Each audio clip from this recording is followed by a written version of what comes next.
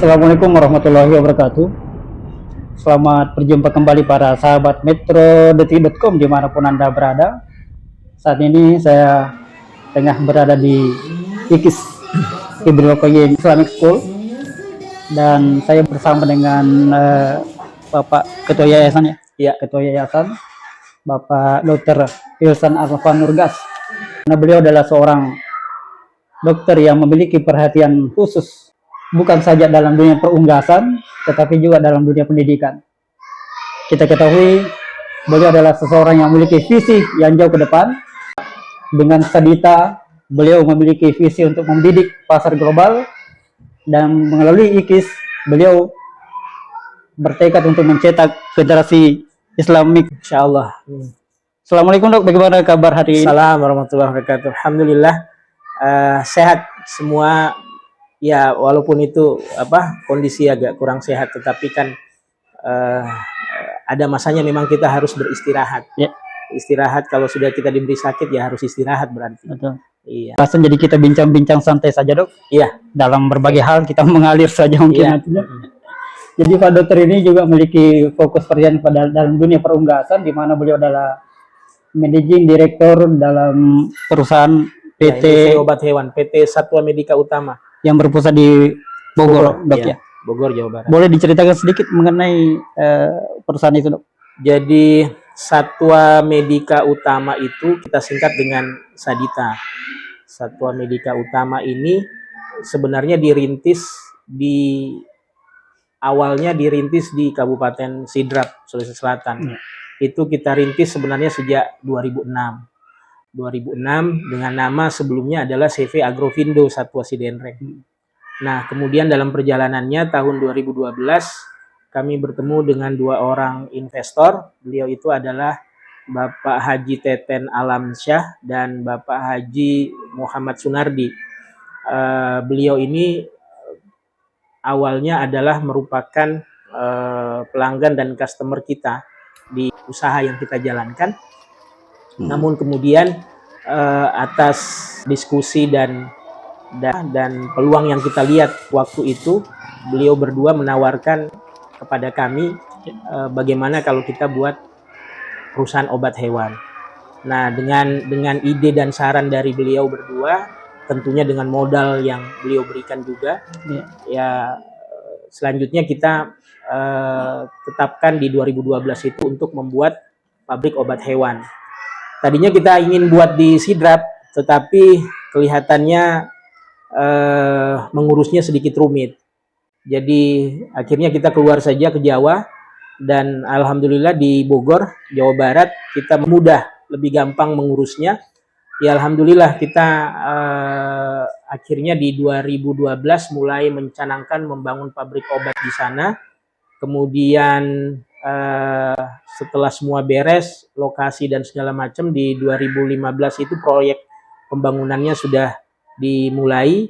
2018 kita memperoleh sertifikat CPOHB dari pemerintah, dari Kementerian Pertanian.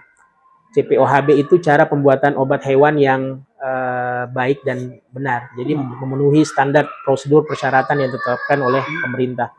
Setelah dapat sertifikat itu, ya kita kemudian menyebar pemasaran mulai dari Sumatera, kemudian Jawa, Kalimantan, dan Sulawesi. Seperti itu. Beberapa kali, 2 kali atau 3 kali sebelum pandemi kita sempat ekspor, tetapi karena situasi pandemi semua terhenti dan sampai sekarang belum kita jalankan lagi situasi itu. Dan memang kita harus akui bahwa situasi pandemi kemarin memang benar-benar sangat mengganggu. Kata Allah, kita tidak bisa berkembang dan bahkan mungkin tren penjualan kita jadi negatif. Tetapi kita sangat yakin bahwa kemudahan insya Allah akan datang di hari-hari yang berikutnya. Alhamdulillah 2 tahun pandemi itu bisa kita lewati, semuanya atas pertolongan dan kemudahan dari Allah tentunya. Jadi kita bisa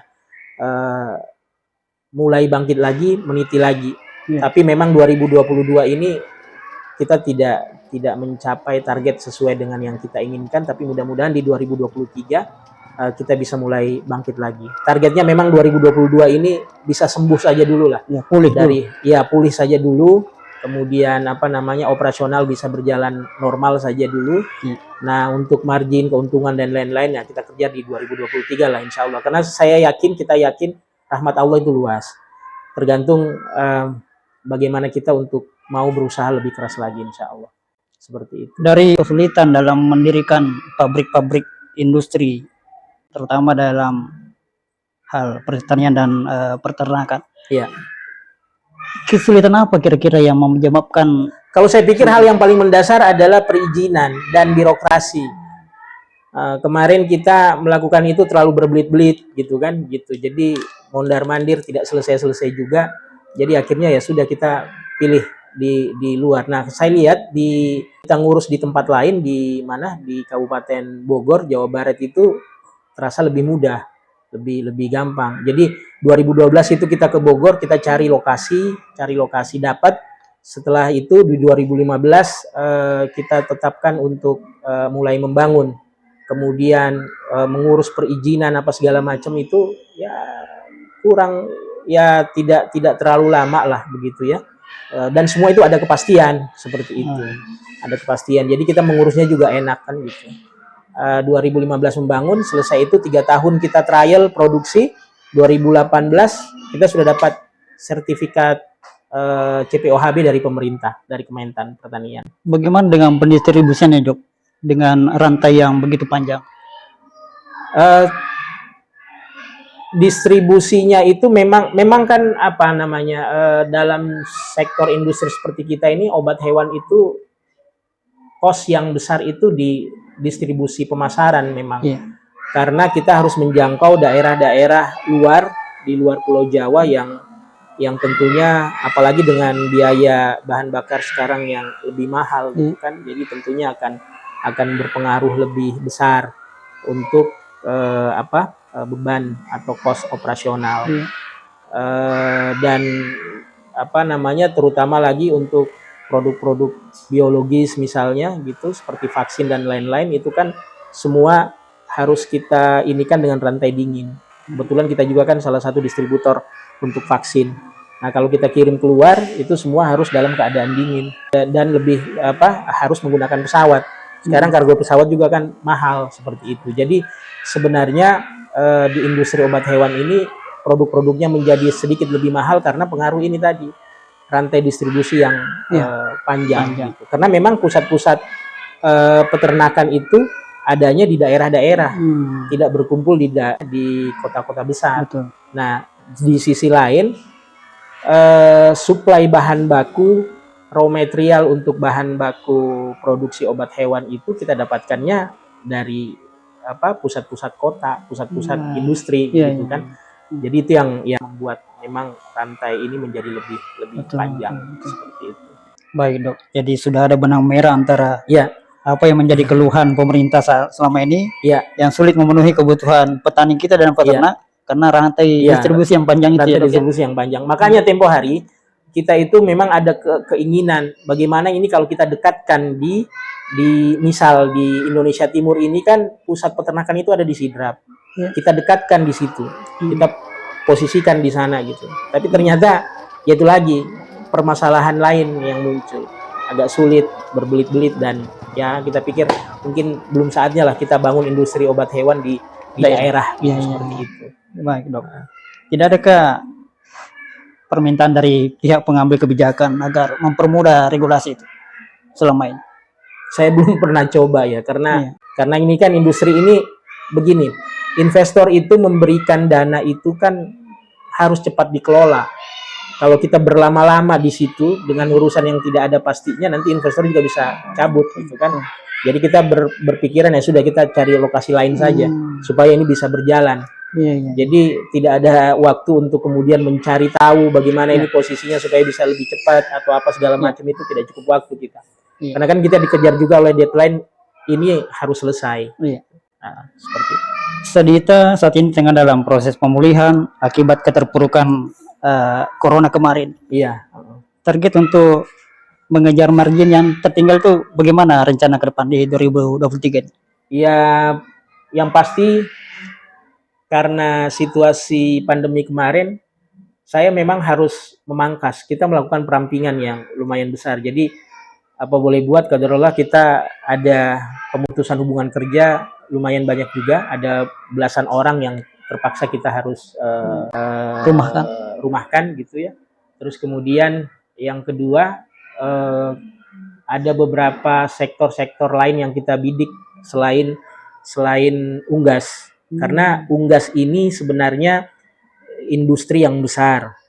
Cuman kan situasinya sekarang memang didominasi oleh industri-industri modern yang lebih besar dengan kapital yang luar biasa gitu. Jadi sementara pasar kami ini menyasar sektor-sektor peternakan rakyat. Nah, persoalannya sekarang sektor peternakan rakyat mandiri itu semakin berkurang. Bahkan kalau untuk broiler barangkali bisa dihitung jari yang berani terjun ke sektor broiler mandiri.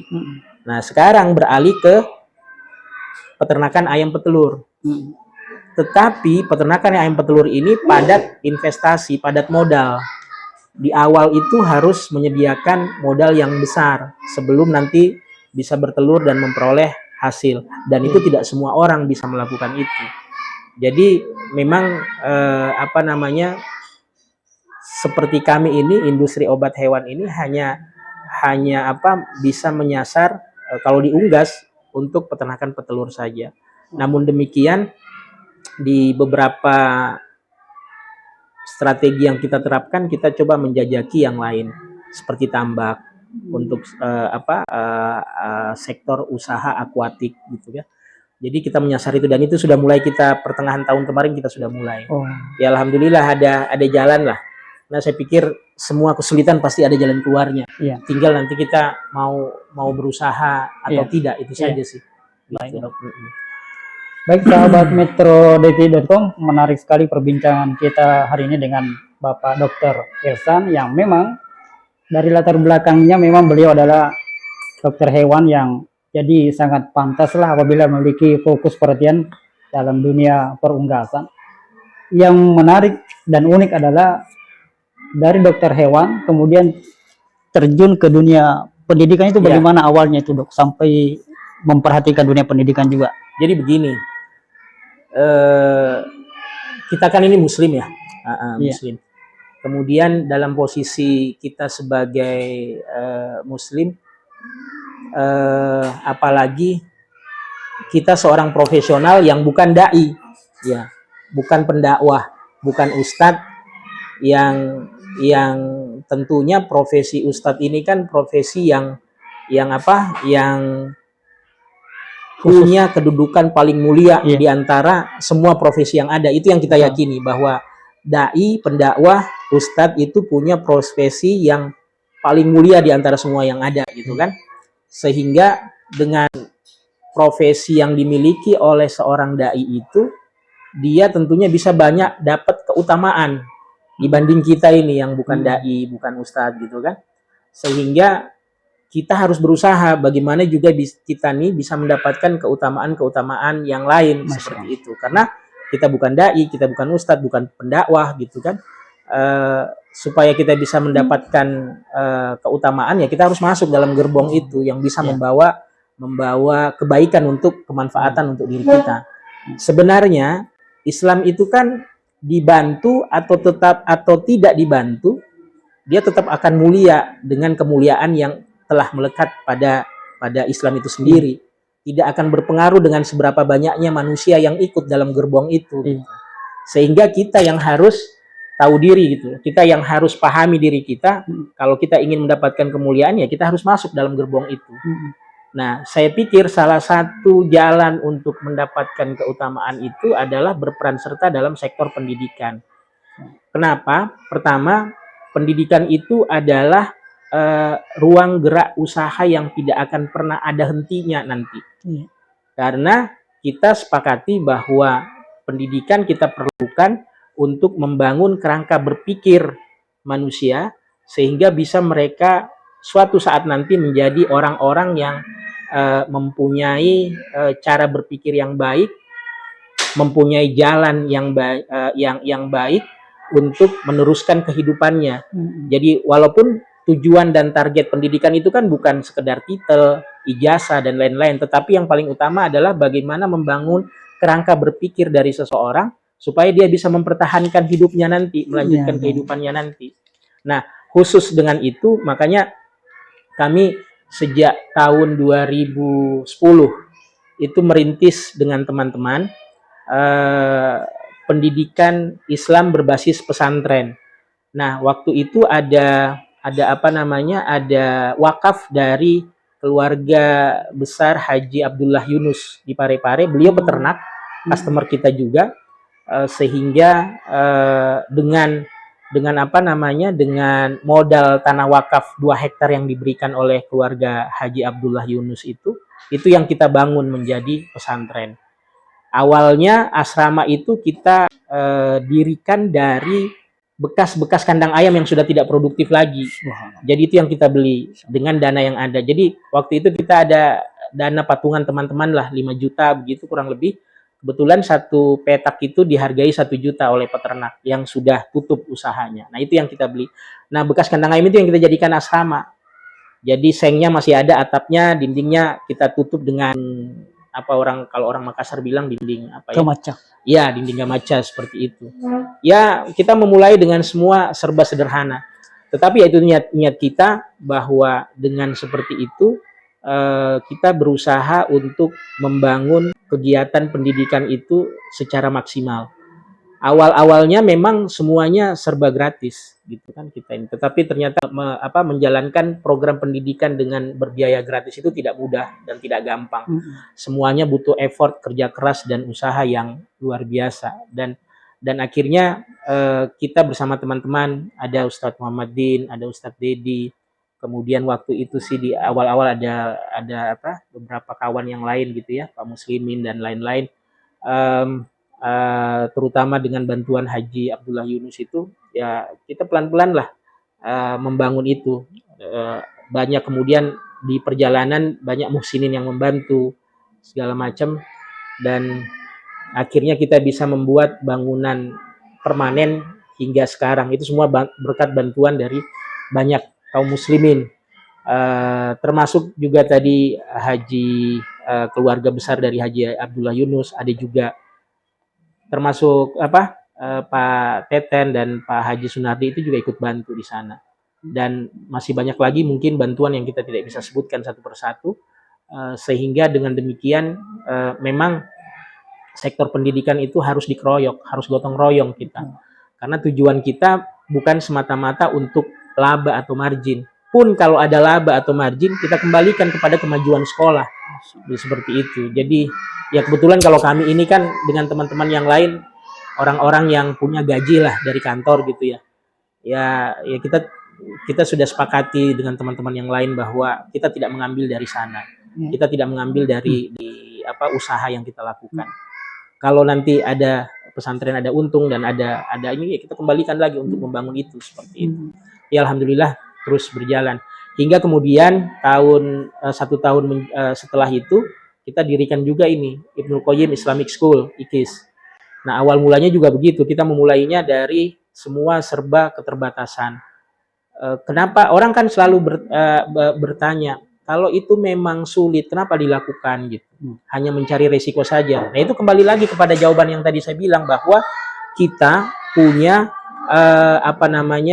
keinginan untuk masuk dalam gerbong kemuliaan itu tadi, gerbong keutamaan itu tadi. Karena kita bisa menjadi mulia dan utama kalau kita masuk ke sana. Kalau kita tinggal diam diri di luar ya kita tidak dapat apa-apa, itu saja sih. Motivasinya itu saja. Jadi bukan soal karena ingin populer atau apa segala macam, itu tidak. Pertama itu tadi, kita ingin mendapatkan kelebihan dari situ, keutamaan dari situ. Terus kemudian yang kedua adalah tanggung jawab pendidikan itu tanggung jawab semua orang sebenarnya. Bukan hanya orang per orang saja, bukan hanya pemerintah saja. Pemerintah kalau mau mengatur semua sektor pendidikan ini akan kesulitan juga. Betul. Jadi harus kita gotong royong, harus kita bantu, dan terutama lagi bahwa kita inginkan dakwah Ahlus Sunnah wal Jamaah itu kan menyebar. Nah, paling gampang menyebarnya itu adalah lewat pendidikan. Dakwah Ahlus Sunnah wal Jamaah yang baik dan benar. sesuai dengan pemahaman salafus saleh, tentunya sesuai dengan pemahaman orang-orang saleh terdahulu. Nah, itu yang kita ingin terapkan. Jadi sejak awal anak-anak itu dididik menjadi orang-orang yang berpengetahuan agama yang baik, yang benar, dan mereka juga punya pengetahuan umum yang cakap, terampil. Nah, khusus di Ibnul Qayyim Islamic School ini kita betul-betul menekankan kepada penguasaan bahasa asing, bahasa Arab, bahasa Inggris, terus kemudian pengetahuan agama yang benar, akidah, tauhid yang baik dan lurus. Kemudian dilengkapi dengan pengetahuan umum, pelajaran-pelajaran dasar yang memang mereka harus kuasai, termasuk pelajaran-pelajaran yang berkaitan dengan bela negara, gitu kan, seperti itu. Ya, model Pancasila dan lain-lain seperti itu mereka juga harus paham. Seperti itu. Baik, berawal dari kesederhanaan, bahkan diceritakan berawal dari 2 petak bekas kandang ayam. Iya. Akhirnya dengan tekad yang bulat, kuat, bisa mewujudkan sebuah lembaga pendidikan yang berkembang sampai saat ini. Dua-duanya masih jalan. Pesantren Imam Asy-Syafi'i di Nrekang sampai sekarang masih jalan dan terus berkembang, dan termasuk Ibnul Qayyim Islamic School ini. Jadi gini, investor itu kan mau melihat kita bersungguh-sungguh atau tidak. Betul. Kalau mereka melihat kita bersungguh-sungguh, ya akhirnya juga mereka mau bantu. Ya alhamdulillah untuk Ibnul Qayyim Islamic School sekarang sudah ada mulai dari KBIT, kemudian TKIT, SD, SDIT, SMPIT, dan SMK IT, Sekolah Kejuruan. Nah, semua ini kita dibantu dengan investasi dari pihak ketiga. Jadi kalau untuk SD SMP ini alhamdulillah SD sama TK ini alhamdulillah kita dibantu tadi oleh keluarga Pak Teten Alamsyah SH. Terus kemudian untuk SMP dan SMK kita dibantu investasi dari grup Manggala Junction dari Bapak Sugihan. Seperti itu. Ya alhamdulillah semua bisa berjalan lah seperti itu. Dari 2010 itu tentu sudah ada alumni kita. Kemana saja sekarang alumni kita? Mereka itu di angkatan-angkatan awal, karena di sini belum ada terusannya. Waktu itu kan SD kita belum ada SMP dan SMK, mereka melanjutkan ke Jawa.